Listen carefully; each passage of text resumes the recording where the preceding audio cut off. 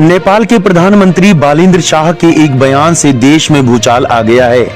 जिस जेनजी ने बालेन को सत्ता के अर्श तक पहुंचाया, अब वही उनके इस्तीफे की मांग कर रही है। नेपाल में कई जगहों पर उनके खिलाफ विरोध प्रदर्शन हो रहे हैं। जानकारी के मुताबिक कई छात्र संगठनों ने अपने ही पीएम के बयान को राष्ट्र विरोधी बताया है। छात्रों ने काठमांडू में मशाल जुलूस भी निकाला है।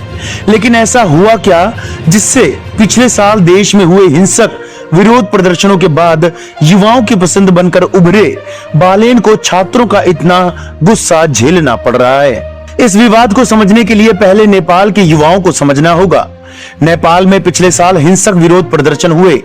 पारंपरिक राजनीतिक दलों, भ्रष्टाचार और अस्थिरता से तंग आ चुके युवाओं और जेनजी वोटर्स ने एक बड़ा आंदोलन खड़ा करके बालेन शाह को अपना लीडर के रूप में चुना।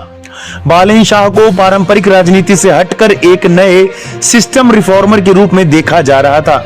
हालांकि अब बालेन सरकार युवाओं को ही नजरअंदाज कर रही है। देश के कई छात्र इस कदर नाराज हैं कि उन्होंने सार्वजनिक रूप से इस्तीफे की मांग की है। बालेन शाह के खिलाफ फूटे गुस्से की ताजा वजह संसद में दिया गया उनका एक बयान है। बालेन शाह ने हाल ही में भारत और नेपाल के बीच लंबे समय से चल रही काला पानी, लिपुलेख और लिम्पियाधुरा सीमा को लेकर एक बयान दिया। बालेन शाह ने अपने भाषण में कहा कि जिस तरह भारत ने नेपाल की जमीन कब्जाई है, उसी तरह नेपाल ने भी भारत की जमीन पर कब्जा किया है। इसके साथ ही उन्होंने इस विवाद को सुलझाने के लिए ब्रिटेन और चीन जैसे देशों से मदद लेने की भी बात कह डाली। फिर क्या था, नेपाल का राष्ट्रवादी खेमा भड़क उठा। बालेन शाह के इस बयान को उनके देश में नेपाल के पारंपरिक क्षेत्रीय दावों को कमजोर करने वाला माना जा रहा है। विपक्ष ने संसद ठप कर दी है। वहीं बड़े छात्र संगठनों के गठबंधन ने एक संयुक्त बयान जारी कर प्रधानमंत्री को सीधे अल्टीमेटम दे दिया।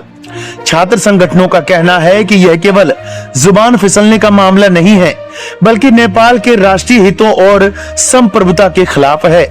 छात्रों ने काठमांडू की सड़कों पर बालेन शाह के खिलाफ जमकर नारेबाजी की, मशाल जुलूस निकाले और मांग की कि पीएम तुरंत अपने बयान को वापस ले लें, नेपाली जनता से माफी मांगे या अपने पद से इस्तीफा दें। ऐसा न करने पर देश भर में प्रदर्शन की चेतावनी भी दी गई है। यह पहली वजह नहीं है जिससे युवा मौजूदा पीएम से नाराज हैं।